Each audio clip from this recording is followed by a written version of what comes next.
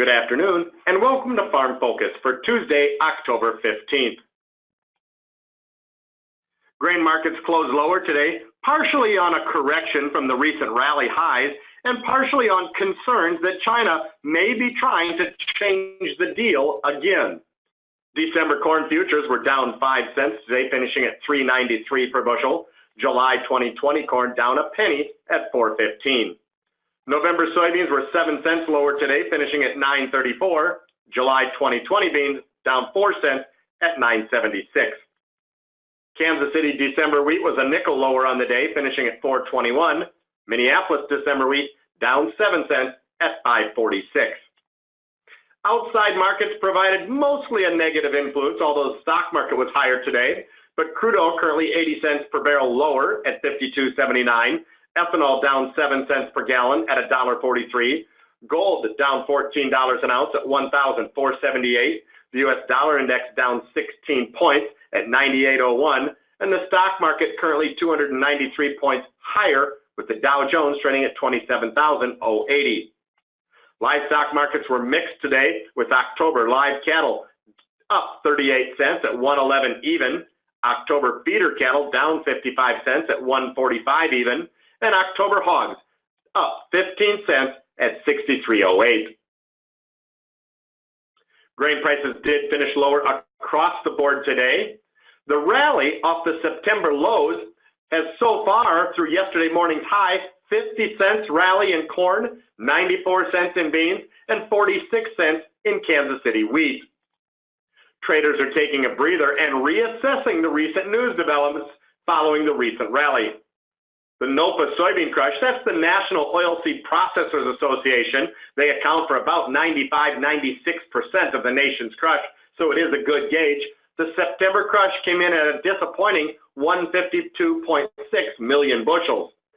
This was well below the average trade guess of 162.2 and also below last year's September crush of 160.8. This was viewed as a negative item for soybeans in today's trade. Weekly export inspections came out today, a day later than normal due to the Columbus Day holiday yesterday, and they remain disappointing on a week-to-week basis for corn, but were okay for soybeans and for wheat. Year-to-date inspections, corn is down 63.9% from last year, beans are up 7.4% from last year, and wheat is up 20.8% from last year's total at this time. If we look at a chart showing corn export inspections, we're just a month and a half into the marketing year, but this week's inspections at 18.5 million bushels means that our year-to-date total down 63% from where we're at a year ago, and today's total at just 18.5 million, less than half the level needed to reach USDA's export forecast. And keep in mind, this includes USDA's reduction in corn exports in the October crop report last week. In soybeans, our weekly inspections at 35 million bushels was right on the weekly total needed to reach USDA's export forecast, and we are running a little bit ahead of the pace needed to reach USDA. But unfortunately, this is the time of the year when we normally see exports really ramping up. It's very possible that, given the fact that harvest is 2 to 3 weeks late, that our ramp up in shipments could be 2 to 3 weeks late, but we do need to see shipments picking up over the next few weeks into the maybe 50 to close to 60 million bushels would certainly be good news. Wheat inspections came in near 17 million bushels. That's a little bit disappointing, down for the second week in a row, and a little bit below the level needed to reach USDA's export forecast, but our year-to-date exports are still over 20% ahead of the year-ago pace, so we're still well on our way to reaching USDA's export forecast. In other grain market news, China may be up to its old tricks again of changing the deal after it's been somewhat discussed verbally. President Trump had announced on Friday that the U.S. and China had reached an agreement on phase one of a trade deal with China, which would include $40 to $50 billion of Chinese purchases of U.S. agricultural goods. Today, China says that the $40 to $50 billion that's being discussed, that is an accurate number, but that total would require both China and the U.S. to remove any existing tariffs. The U.S. has made no mention of removing existing tariffs, just eliminating the increase in tariffs that was scheduled for October 15th. So therefore, what China is stating now is not what the U.S. was stating was agreed upon in the talks last week. Some analysts believe that this new wrinkle could provide another roadblock, but both the United States and China have indicated that additional talks in late October are likely, and keep in mind that Trump had stated that it could take 3 to 5 weeks to get a phase one deal on paper, so we're still hopeful that there could be additional talks later in October and continue to work towards a phase one agreement. USDA will update its weekly crop progress and condition reports later this afternoon. Crop condition ratings could slip just a little bit from last week due to the recent winter storm and cold temperatures. Most of the snow that fell and was on the ground in South Dakota and western Minnesota has melted, but we still see heavy snows remaining on the ground in North Dakota, where this area of darkest blue indicating still 10 to 20 inches of snow on the ground, and that extends up into the southern Canadian prairies of Manitoba. And I did want to pull up low temperatures from yesterday morning. 20-degree temperatures across southern Minnesota, all of northern Iowa into Wisconsin and northwest Illinois, continuing to extend where the growing season has ended. Previously, portions of southern Minnesota and northeast Iowa had avoided the extremely cold temperatures and were mostly in the low 30s. But that situation changed yesterday morning when temperatures into the 20s were seen across almost all of northern Iowa and southern Minnesota. The combination of season-ending cold, which could have impacted some of the latest planted crops that were not yet mature, combined with the snow that fell, is likely to result in crop conditions maybe being down 1 percentage point in the good to excellent category for corn and beans this afternoon. The 7-day precipitation forecast is indicating rainfall from late Saturday through Sunday, Monday, Tuesday could be generally a ½ inch to 1.5 inches across most of the U.S. corn and bean belt, and that would again slow down the harvest here across the U.S.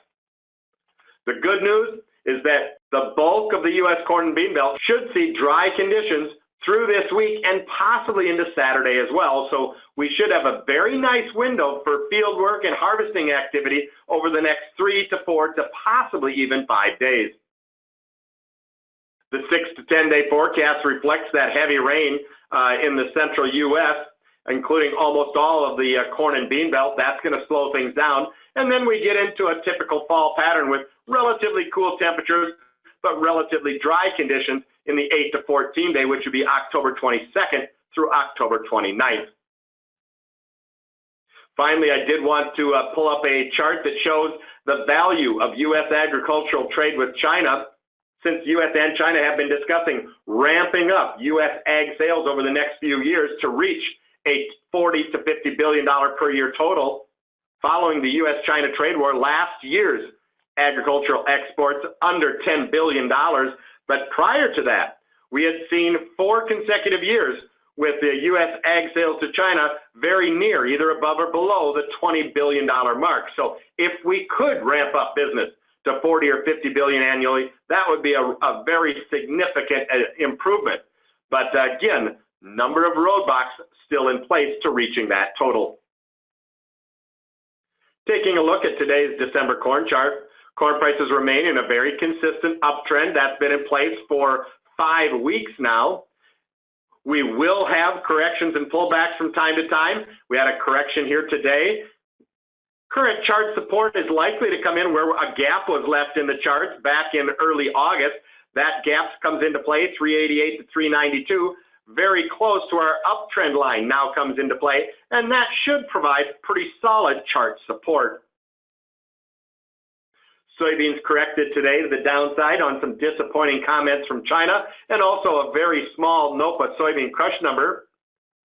Beans are also in a very strong uptrend, but there will also be corrections and pullbacks in the bean market. We've mentioned that it could be 2 steps forward and 1 step back type of trade. And so right now we've got fairly good chart support at the breakout level above the previous highs and consolidation area around 920 on the November chart. That's about 15 cents below where we closed today. Turning to our Kansas City December wheat chart, wheat prices have rallied to new highs as of yesterday up to 427. That allowed us to reconfigure the chart that is now, rather than in a sideways range, is now in a gradual uptrend. If corn and beans have a correction and wheat sees one as well, chart support should come in between $4 and about 408 on the December chart. We closed today at 421. But it is worth noting that the long-term chart has turned upward for corn, beans, and wheat, so we're likely to see fund buying or additional short covering by the funds, specifically in corn and wheat, on further setbacks over the next few days. Here are Heartland Farm Partners grain marketing recommendations for Tuesday afternoon, October 15th. No changes today. We're going to sit tight. The trend on corn, beans, and wheat have all turned higher. The fundamental picture for corn and beans has improved over the last couple of months. We believe that the U.S. corn and bean crops are likely to get smaller in the November crop report, partially due to snow and freezing temperatures that nipped some of the later planted crops here over the last 4 to 5 days. We will have corrections and setbacks from time to time, but we also believe that the general uptrend that's been in place for the last 5 weeks since earlier in September is likely to remain in place as we head through the fall and into the early winter months. Therefore, we're not advising any sales yet, but if the markets do rally in the weeks to come, stay tuned for some additional sales recommendations. Turning to our option positions, we're on the sidelines, not advising any option strategies right now. We believe that the downside is limited due to the fact that the U.S. corn and bean crops are still likely to get smaller compared to USDA's current estimates.